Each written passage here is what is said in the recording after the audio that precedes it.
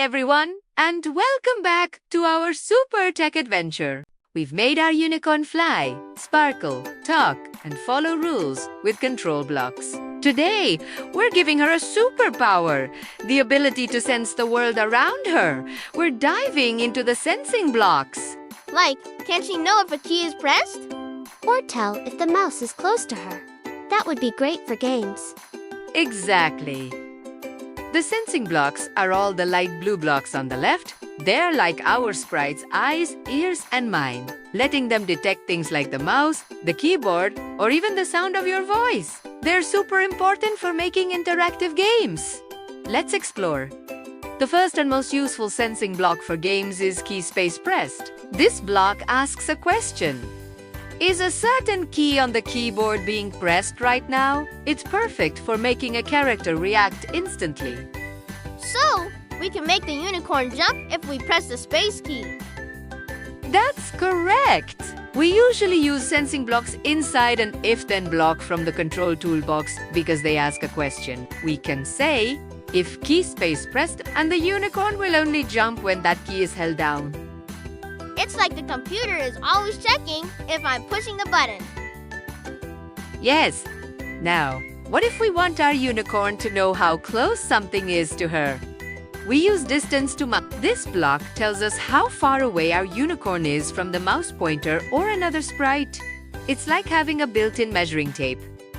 So, we could make her run away if the mouse gets too close. Absolutely! And don't forget, ask what's your name. And wait. This block makes our sprite ask a question and then waits for the player to type an answer. The answer is stored in the answer block, which is also a sensing block. That's so cool. It's like the unicorn is actually listening to us. Let's create a small game where our unicorn has to escape the mouse. We'll use sensing blocks to make it interactive.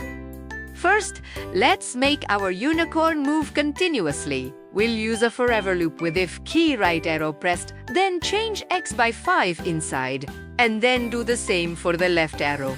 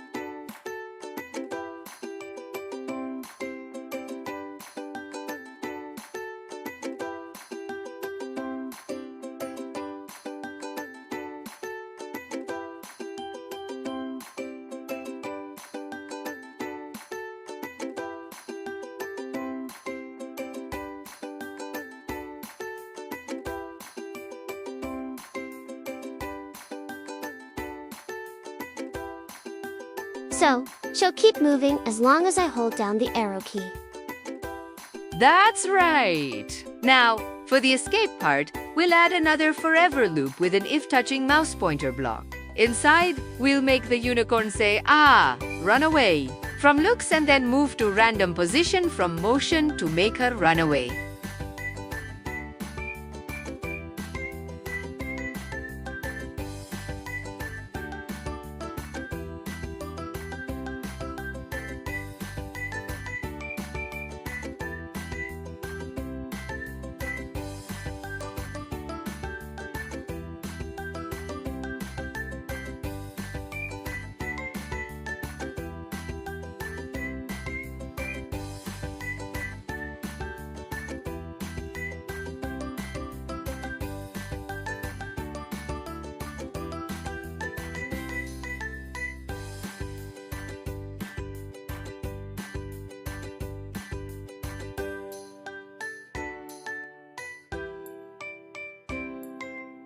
The unicorn is running away from me. This is a real game. See how the sensing blocks gave our unicorn the power to know what was happening around her? She could tell if a key was pressed and how close the mouse was. Sensing blocks are crucial for creating truly dynamic and engaging games. Next time, we'll explore the operator's blocks to learn how to do math and make comparisons in our code. See you next time on Tech Time for Kids. If you've liked this video, please like and subscribe to our channel for more similar videos. Bye-bye for now. See you later.